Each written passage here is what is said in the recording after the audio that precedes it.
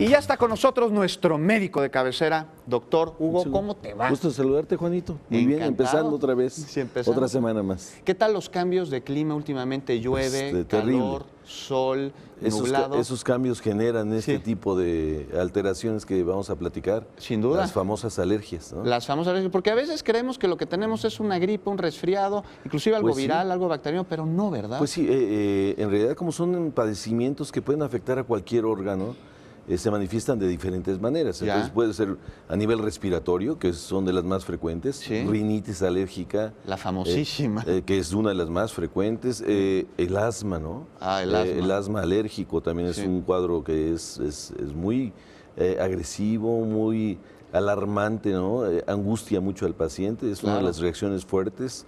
O las alergias a alimentos o al contacto con ciertas sustancias. Todas las sustancias que generan una reacción alérgica se les llaman alergenos. Pueden ser sustancias de índole física, química o biológica.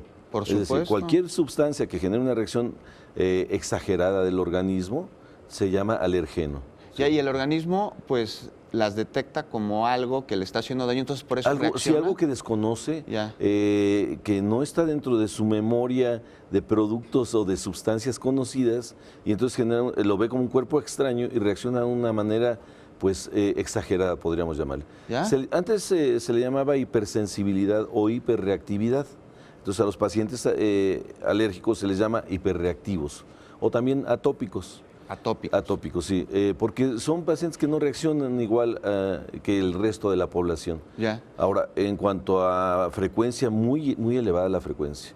Se está hablando de cerca del 25% de la población puede o va a tener alguna reacción alérgica durante su vida. Una cuarta parte de la población. Sí, es muy alta, es muy alta. Y como hay una tendencia, al alza, es una respuesta inadecuada del sistema inmunológico.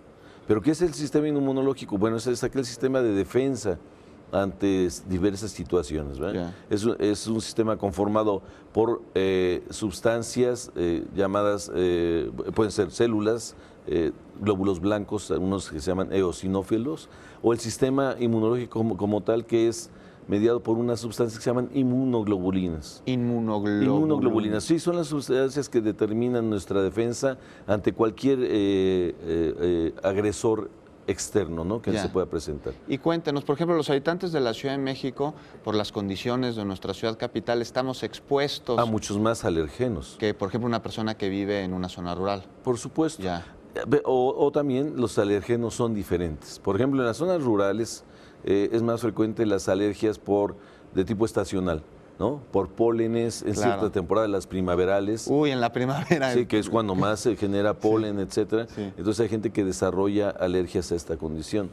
Digo desarrolla, pero también puede haber una fuerte carga hereditaria, una tendencia que se transmite de familia en familia, ¿no? De padres a hijos, etcétera. No siempre es la condición, pero sí es frecuente que se encuentre. Existe la predisposición. Hay una predisposición genética a ser atópico, ¿no? Es más frecuente que un niño asmático tenga padres o abuelos asmáticos. ¿Sí? O no necesariamente la alergia a la misma condición.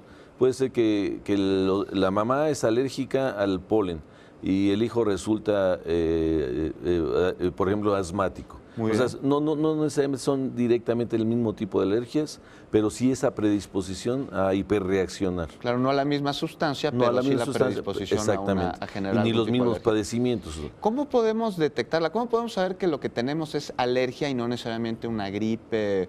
Por ejemplo, también da mucho en la piel. En la piel, sí, claro. Hay muchas personas que desarrollan cuadros alérgicos, por ejemplo, en la piel, por el contacto que tienes animal en casa, tienes un perro, un gato, etcétera, y el mismo pelo o los productos epidérmicos de la piel de los perros generan reacción alérgica.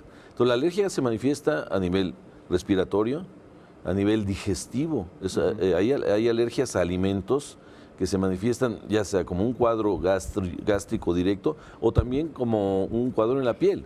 ¿Sí? O sea, no necesariamente el órgano de choque se manifiesta de forma externa de la misma manera. O sea, puede ser, entra el alergeno por vía digestiva y se manifiesta en la piel. Se manifiesta vía cutánea. Vía cutánea, entonces tienes que estar determinando primero en la historia clínica que hace el médico, cuando llega el paciente dice, bueno, es que comí esto y empecé con náuseas, vómito, etcétera, y no necesariamente es un proceso infeccioso. Ya. No, pues ¿qué comiste? Es que comí marisco. Ah, ok, entonces pudiera ser que fuera algo alérgico o algo infeccioso. El médico tiene que hacer una historia clínica para determinar cuál es la causa y poder dar el tratamiento. Obviamente que en el cuadro agudo, la alergia puede ser de un cuadro agudo leve, una manifestación en la piel, comezón, irritación de los ojos, estornudos, o puede ser un cuadro muy grave, llamado anafilaxia, ¿no? ¿Y cómo sabemos que el cuadro grave de anafilaxia es cuando se expone al alergeno y de pronto empieza ya con un problema de dificultad respiratoria o aumento de la frecuencia cardíaca, o datos de baja de presión arterial. Ahí puede ya estar conformándose una reacción que se llama anafilaxia y es más frecuente en medicamentos, por ejemplo.